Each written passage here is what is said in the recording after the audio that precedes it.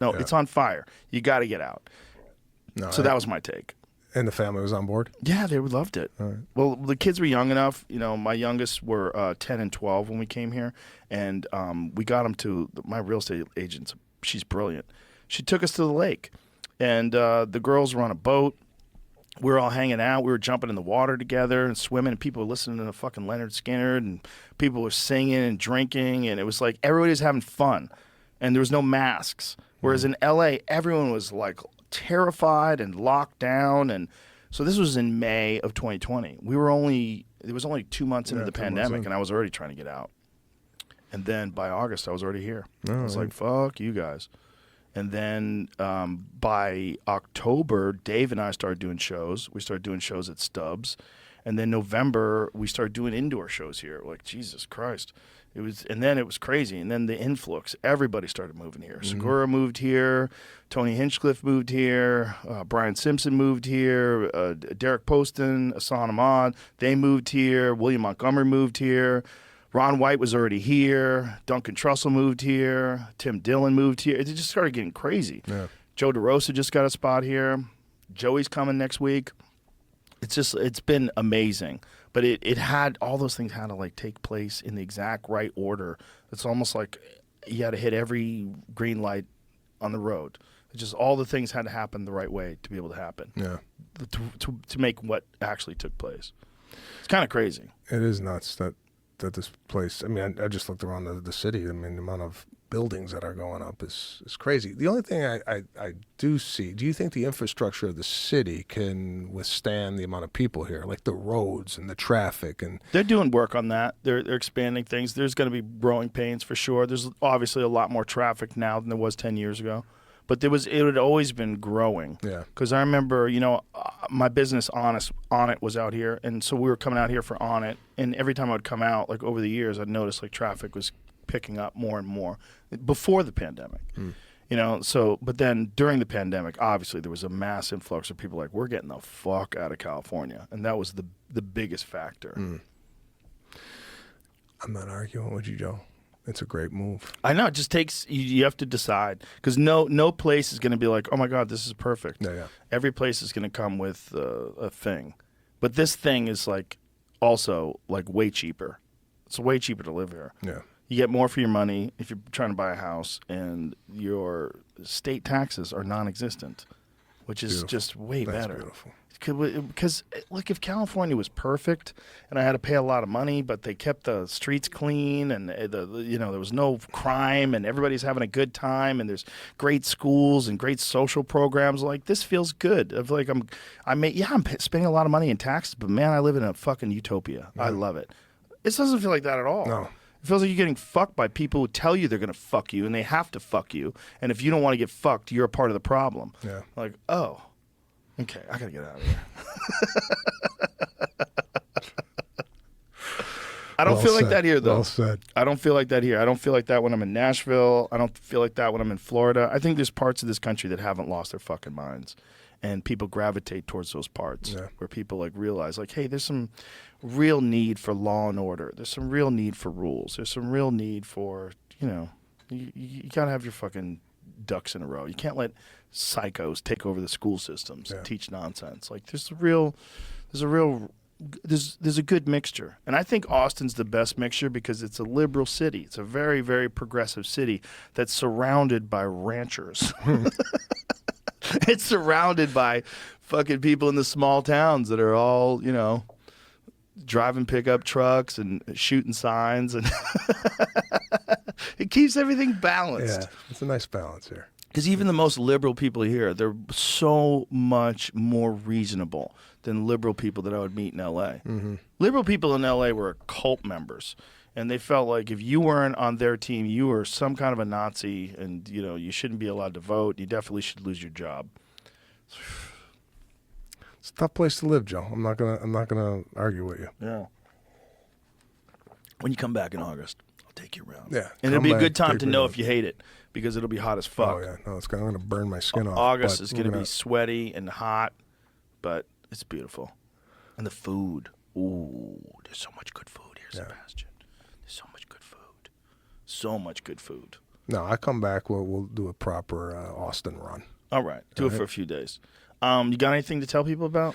Got a major tour, July 11th, called the It Ain't Right Tour. It Ain't Right. A lot of stuff in Los Angeles. It ain't right. So that starts July 11th in Norfolk, Virginia, and I'm currently shooting Bookie. Oh yeah, you're on a show with a Chuck Lorre show. Chuck right? Lorre show on Max, which we're in our second season. We're shooting that, and who's in that with you? Omar Dorsey's in it, Andrea Anders, Vanessa Ferlito. I've heard good things about it. I've heard it's a great show. Really fun show. I want to watch it. Yeah. So it's on Max? It's on Max. We got 8 episodes on there right now, and then we're filming. Boy, that guy Chuck Lorre, that fucking guy's done it all. Hits, bro. Hits. Nothing but hits. My family's addicted to the Big Bang Theory right now. So my youngest, my wife, and I watch the Big Bang Theory. I've watched like 100 episodes over the last 4 months. Yeah, it's fucking crazy. Great. I underestimated that show tremendously because I had seen clips online. I'm like, this show sucks. And then you watch it, and go, this is a funny show. Yeah. It's a really well-made show. Really great writer, and this is my first TV series, so to have this guy. Really? Yeah. So I did a pilot years ago with Tony Danza playing my dad. Never got off the ground. But, how is it like meeting Tony Danza? Oh, great. I grew up with Tony Danza, Taxi, and he was the boss, and he played my dad, and he was really, really good. But that was a network show, and never picked it up. And are they making 4-camera, like multi-camera sitcoms anymore? Yeah, on networks. I don't know about networks, but Miss Pat's got one. Yeah, she's got a multi-camera show. But I mean, do any network what is on like network TV on like Thursday night now?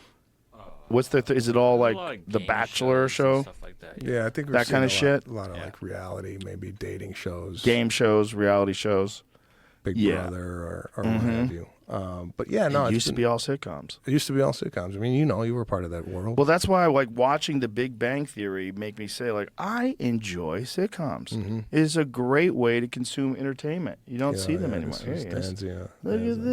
Come in. Vanessa Lachey was my Come wife. in.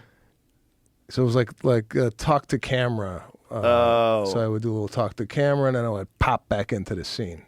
So the talk to camera for me was like, oh, I could show my comedy a little bit here, and then I would go back into the scene. But yeah, man, I wonder if sitcoms are going to come back. Maybe. I hope they do. If networks are smart, they'll put together some multicam sitcoms because it's still a fun art form. It's still a fun way to consume humor. Yeah, it is, and it'll come back. It'll come think back. So?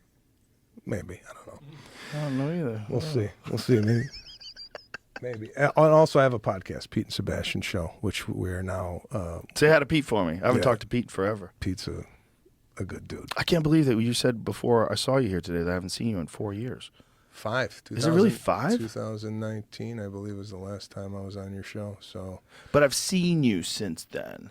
Seen you at the store in 2019, I think. Before the pandemic, I think I saw you.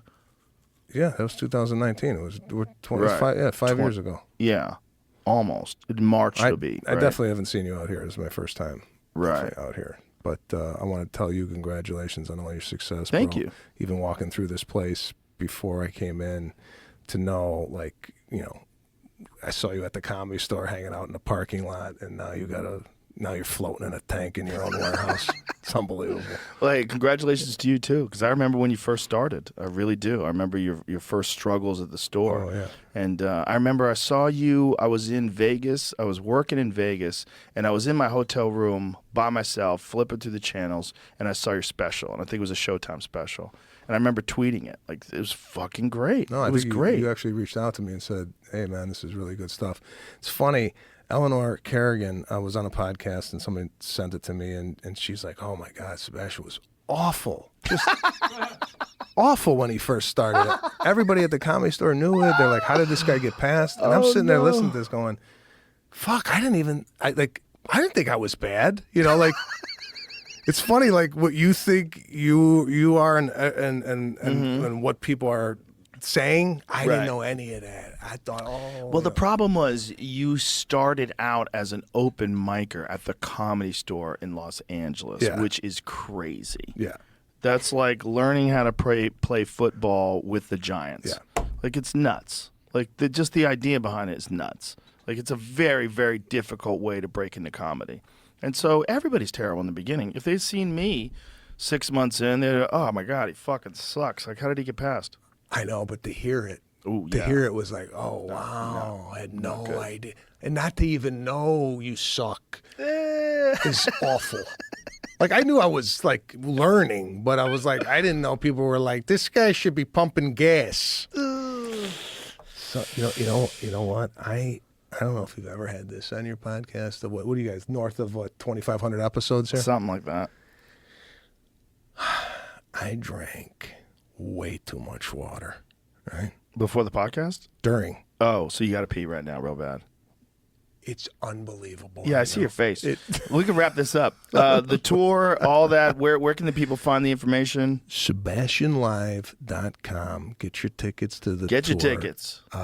It's going to be, and I can't give anything away, but I'm into a lot. I like production at my shows. Not only the comedy, but the experience. So we got beautiful. We got some surprises on the tour. Nice. And coming nice. to Austin, Texas. When is that?